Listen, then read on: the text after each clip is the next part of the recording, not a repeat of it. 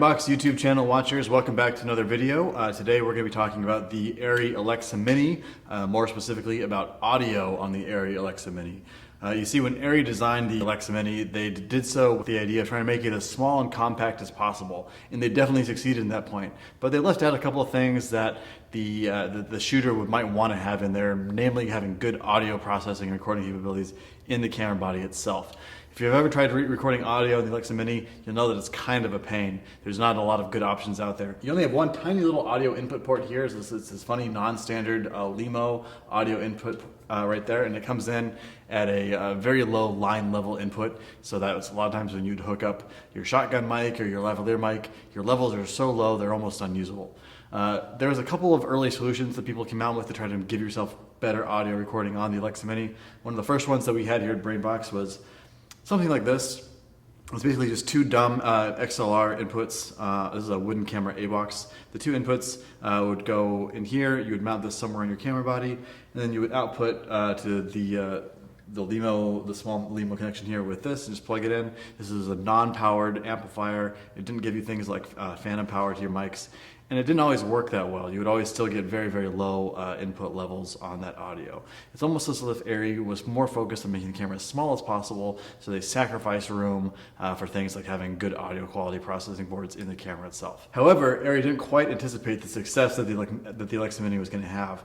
So people started buying the Alexa Minis en masse and started using them as their primary cameras on their sets. So you're seeing Alexa Minis as the only camera or the A camera on big time productions, on features, on TV shows, on music videos, on commercials. But with all of that became a real need to get good studio quality audio on the camera itself, so that you didn't have to just record separately with your sound guy and then sync it all later with your editor, taking time and wasting time and things like that.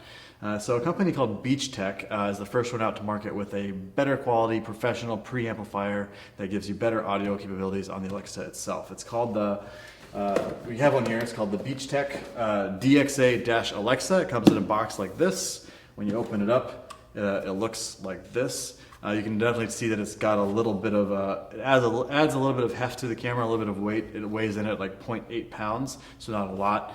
It has the carbon fiber siding, so it kind of looks similar to the Alexa Mini, so it looks like it kind of belongs with the camera. And it's versatile. You can kind of mount it wherever you want on the camera. When you buy it from Beachtek, inside the box, let's open it up here, take a look. You get a few things. First of all, you get a nice handy-dandy reference sheet showing you where all the inputs are, what everything does. On the other side, that kind of shows you different options for mounting the DXA-Alexa onto your Alexa Mini. These are shown here, mounting it with this Arri standard cage on the Alexa Mini. We're not using the Arri standard cage on our Alexa Minis here at Brainbox. We're using Tilta cages, which are very popular, might even be more popular than the Arri standard cages. And there's other third-party cages around there as well from companies like Wooden Camera and others. So your cage might vary a little bit. You might not be able to mount the DXA-Alexa in as many places on your camera as you might like, but you can probably figure out how to get it on there without too much work. In addition to the box itself, they do give you one mounting bracket. This is kind of a side mounting bracket meant to attach the camera to the side of the cage.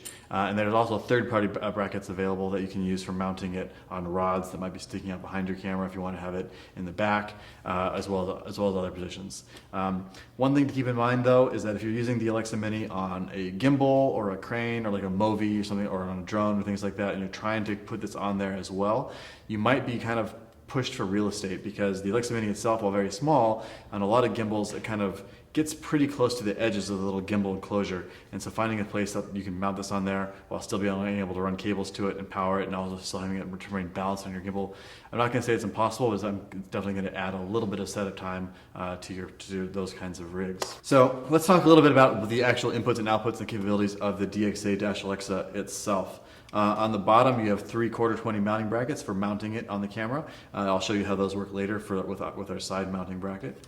On the operator side of the camera, if you have this mounted on the back, this would be the operator side. There's not a lot of stuff here, so you're not going to inadvertently bump something with your face and turn off a channel or something like that. All you have is a recessed power button that requires a pretty sturdy push and pull, or that requires a pretty sturdy push to turn on and off.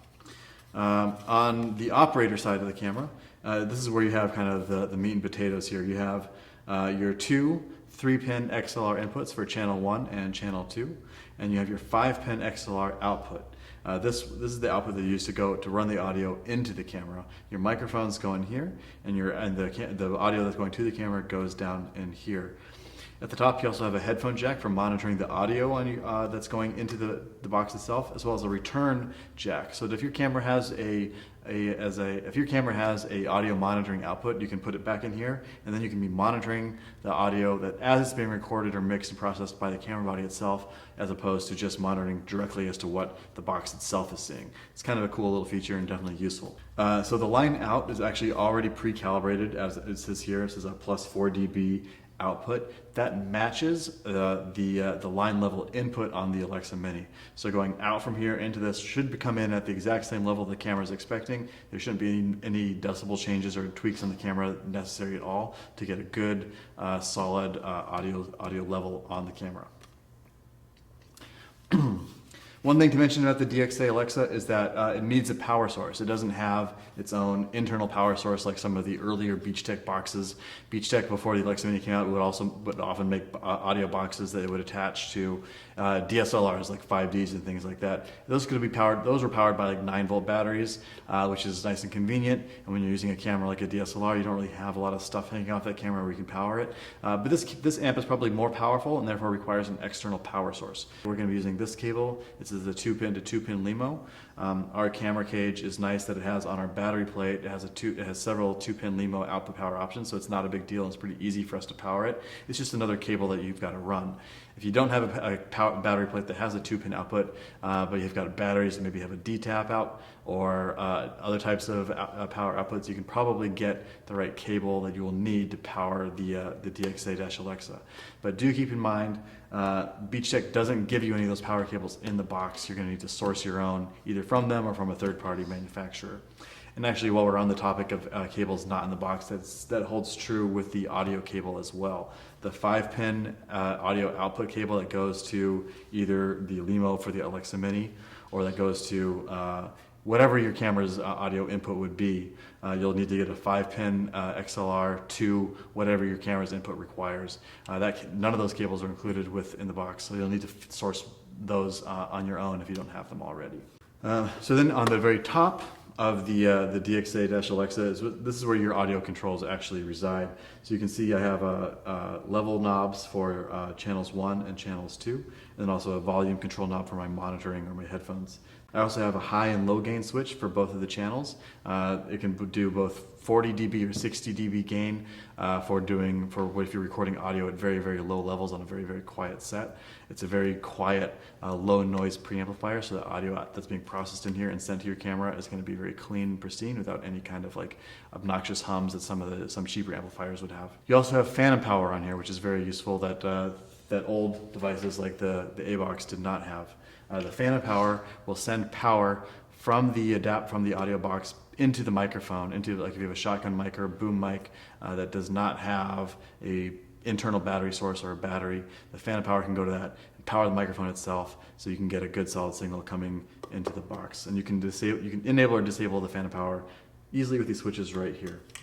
Also on the headphone monitoring jack is it's really useful that you can also monitor in both mono channels or in a mixed stereo or a stereo mix.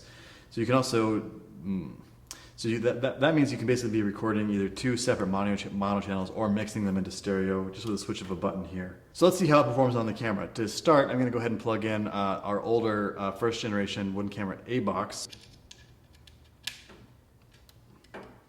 The Alexa Mini is powered on. I have a very basic standard Sony shotgun mic here. I'm going to plug this into one of the channels on the A-Box. I can see right now that I'm not even seeing any levels here on channel 1 or 2. They're not lighting up at all, and there's no indicators on the A-Box to let me know if there's audio going into it or going out of it. So let me go into the camera, into the menu itself. And under recording, I can select audio recording, and I'm going to go ahead and turn up the gain as high as I can, which is plus 30 on both channels 1 and 2.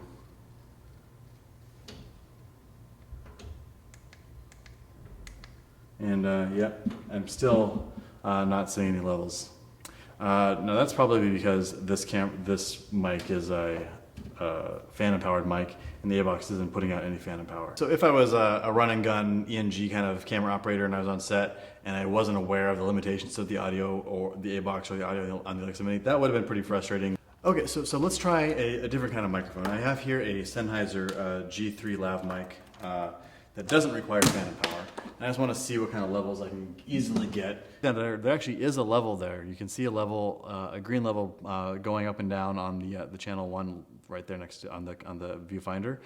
But it's not going very high, and that's turned up all the way to 30 dB gain in the camera. And so that's the kind of performance we got out of the old way of getting audio into the camera, and we can tell that it's not really usable for a studio style production or someone who really needs high quality audio in their production.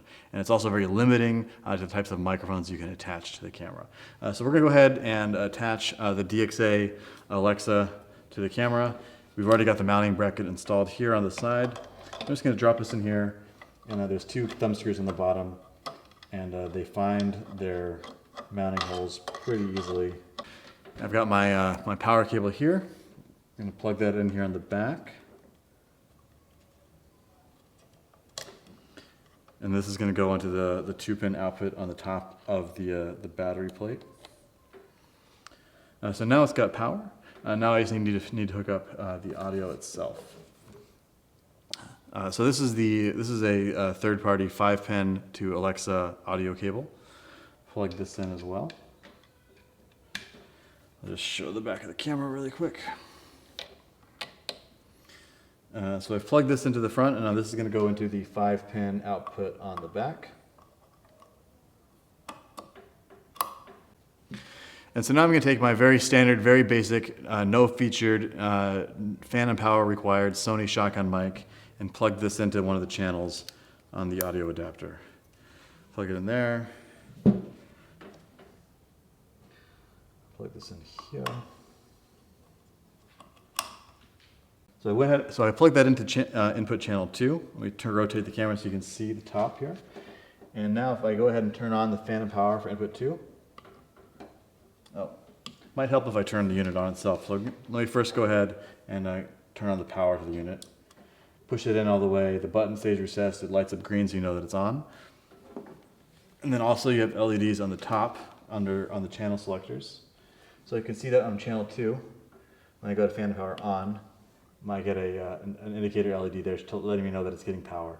That LED will also change colors based on the level of input that it's detecting on that channel.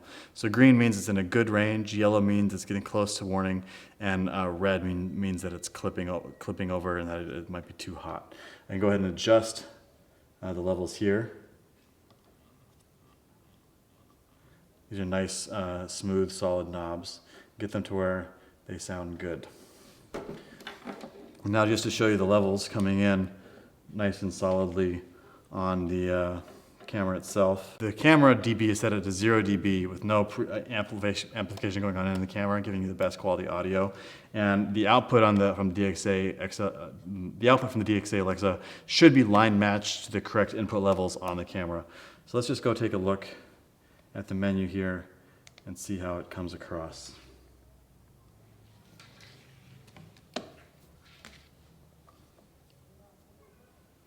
So now, holding this mic to my face, you can see I'm getting really, really healthy levels. Actually, probably even too hot. I can turn that down until I get a range that I like. But those are really nice studio quality levels, and that's exactly what I'd want to see. That setup is really easy. I can also quickly and easily monitor the LEDs on the DXA-Alexa itself, so I can reference make sure audio is still going in there as I want it. And I can also monitor it. So let me put in my headphones and just see how it sounds. And this is really nice because the Alexa without this box had 0 audio monitoring capabilities built into it. Phones plug in directly to the headphone jack on the back. I'm going to turn the monitoring to the output because there's no return hooked up right now. And now I hear very clearly this shotgun mic in my right ear. And if I go ahead and change the monitoring mode from stereo to mono, then it will switch over. And now I hear it very clearly in both my left and right ears, and I can adjust the volume, turn it up really loud, and that's probably louder than I want to hear my own voice, and I can turn it down to a better level. So there you have it. That's basically all the features of the DXA-Alexa audio adapter box. It's a pretty versatile piece of equipment. It gives you really nice production quality recording with a lot of handy features, and it's very straightforward and intuitive to set up. It works really great with the Alexa Mini. It was designed for the Alexa Mini, but like we said, I like the ability that you can, with just adding the correct output cable, you can use it with a large variety of cameras out there, like a Red Epic or a Weapon. Things like that. Beachtek has done something pretty nicely here. The build quality feels good. It's solid. It's lightweight. The knobs and the switches all feel sturdy. I don't think they're going to be flimsy and falling apart on set after a few months of use. So that's basically it for this video on the DXA-Alexa from Beachtek. Thanks a lot for watching. I hope you enjoyed it and learned something. Check out some of our other videos if you're interested in some of the other products we carry. And if you ever want to rent an Alexa Mini or a DXA-Alexa audio box or both together, check out BrainBox. We've got some of the best rates around for that kind of stuff. And that's it. Thanks again for watching.